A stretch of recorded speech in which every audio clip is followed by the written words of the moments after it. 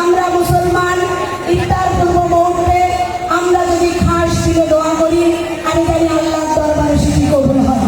আমি আপনাদের প্রতি কৃতজ্ঞতা এবং ধন্যবাদ জানাই। গত 12ই ফেব্রুয়ারি আমাদের মহান নেতা বাংলাদেশের বর্তমান প্রধানমন্ত্রী জনাব তারেক রহমানকে সর্বোচ্চ ভোট দিয়ে এই বগুড়া আসন থেকে নির্বাচিত করেছেন এবং আপনাদের ভোটে উনি বাংলাদেশের প্রধানমন্ত্রী হয়েছেন।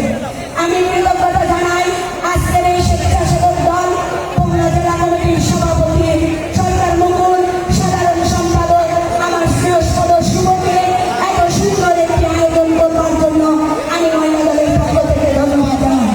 সেই সাথে আমি আপনাদেরকে আহ্বান জানাবো, আপনারা গত 12ই ফেব্রুয়ারি যেভাবে ভোট দিয়ে আমাদের প্রিয় সন্তান জনাব তারেক রহমানকে নির্বাচিত করে আমাদের এই বগুড়ার সম্মানকে অক্ষুণ্ণ রেখেছেন।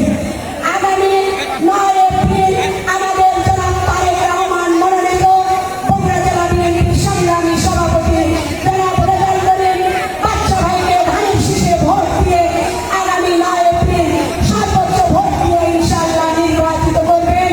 এই আহ্বান রেখে আমি আমার প্রিয় নেত্রী আজকের অনুষ্ঠানের প্রধান অতিথি হিসাবে যিনি উপস্থিত রয়েছেন, আপনাদের অত্যন্ত প্রিয় মানুষ, বগুড়া বিএনপি পরিবারের অভিভাবক, যার হাত ধরে বারবার এই সংসদীয় আসন আমাদের দেশনেত্রী বেগম খালেদা জিয়া থেকে মহাসচিব, স্পিকার এবং আমাদের মহান নেতা বর্তমান বাংলাদেশের প্রধানমন্ত্রী জনাব তারেক রহমানের নির্বাচনের দায়িত্ব যিনি পালন করেছেন, বগুড়া জেলা বিএনপির সংগ্রামী সভাপতি, বগুড়া পৌরসভার সাবেক সফল মেয়র জনাব রেজাউল করিম বাদশা ভাই।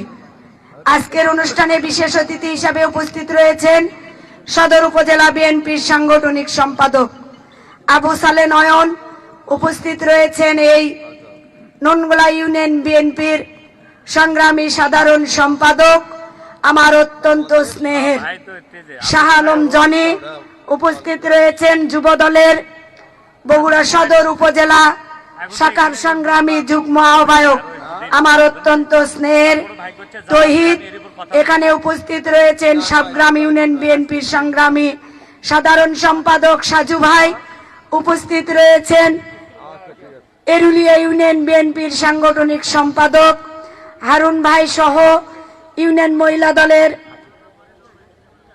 ননগোলা ইউনিয়ন বিএনপির সাংগঠনিক সম্পাদক আমার অত্যন্ত স্নেহের আতিক, মহিলা দলের সভাপতি হালিমা সহ অনেক নেতৃবৃন্দ আমার সামনে উপস্থিত। প্রিয় এলাকাবাসী, প্রিয় সাংবাদিক বৃন্দ, আমার বাম পাশে আমার মা বোনেরা, সকলের প্রতি আমার বগুড়া জেলা মহিলা দলের পক্ষ থেকে সংগ্রামী সালাম ও শুভেচ্ছা। আসসালামু আলাইকুম। প্রিয় ভাই বোনেরা, আল্লাহর দরবারে শুকরিয়া আদায় করছি এমন একটি দিনে, আজ শুক্রবার পবিত্র জুম্মার দিনে এই ননগোলা ইউনিয়ন বিএনপির ইফতার মাহফিল। আমি আপনাদেরকে ধন্যবাদ এবং কৃতজ্ঞতা জ্ঞাপন করছি। গত 12ই ফেব্রুয়ারি আমাদের মহান নেতা জনাব তারেক রহমানকে সর্বোচ্চ ভোটের ব্যবধানে আপনারা নির্বাচিত করেছেন, এই জন্য আমি আপনাদেরকে ধন্যবাদ এবং কৃতজ্ঞতা জানাচ্ছি। সেই সাথে আপনাদেরকে বলতে চাই, আপনারা যাকে ভোট দিয়েছেন সেই মানুষটি বাংলাদেশের প্রধানমন্ত্রীর দায়িত্ব নিয়েছেন। আপনারা জানেন আমাদের প্রধানমন্ত্রী জনাব তারেক রহমান 2টি আসন থেকে নির্বাচন করেছিলেন, একটি ঢাকা 17 আর একটি বগুড়া সদর 6। আইনি প্রক্রিয়ার কারণে উনি বগুড়া সদর 6 আসন ছেড়ে দিয়েছেন।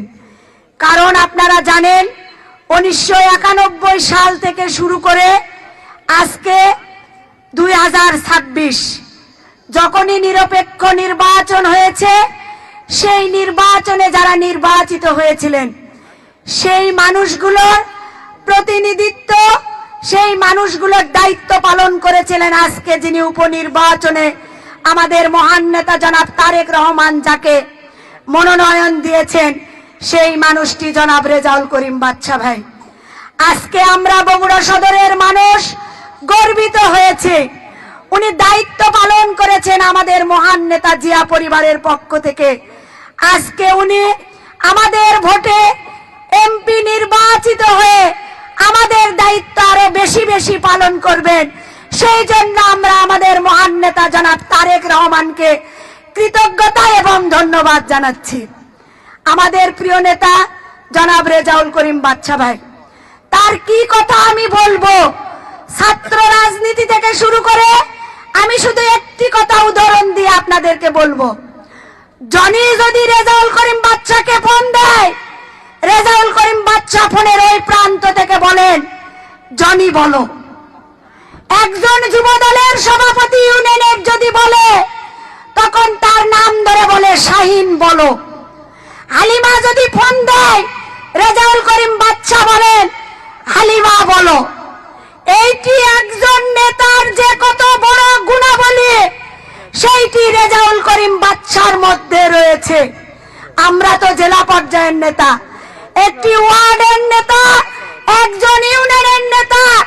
রেজাউল করিম বাদশার নাম মুখস্থ এবং রেজাউল করিম বাদশার ফোনে ওই নেতার মোবাইল নাম্বার সেভ করা।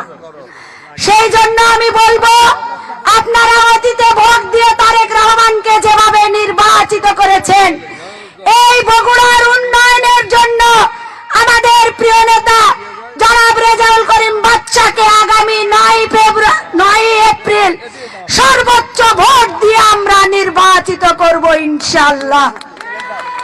আমি আমার অপর পক্ষে জামাত ইসলামের ভাই বোনদেরকে বলতে চাই, আপনারা ওই নির্বাচনের সময় আমার মা বোনদেরকে, আমার ভাই বোনদেরকে মিথ্যা কথা বলে জান্নাতের টিকিট দিয়ে আমার ভাই বোনদের ঈমান নষ্ট করেছেন।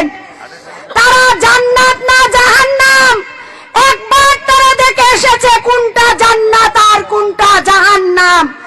আমি সেই মা ভাই বোনদেরকে বলতে চাই, জান্নাত তো দেখলেন, এখন বগুড়ার উন্নয়নের জন্য জনাব রেজাউল করিম বাদশাকে ধানের শীষে ভোট দিয়ে যে জনাব রেজাউল করিম বাদশাকে আসুন আমরা সকলে মিলে সর্বোচ্চ ভোট দিয়ে নির্বাচিত করি।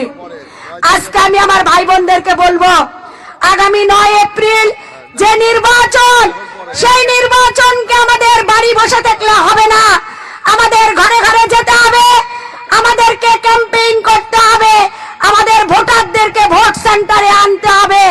তবে আমরা আমাদের প্রিয় নেতা জনাব রেজাউল করিম বাদশা ভাইকে সর্বোচ্চ ভোট দিয়ে নির্বাচিত করতে পারবো ইনশাআল্লাহ। এই আশা ব্যক্ত করে আপনাদের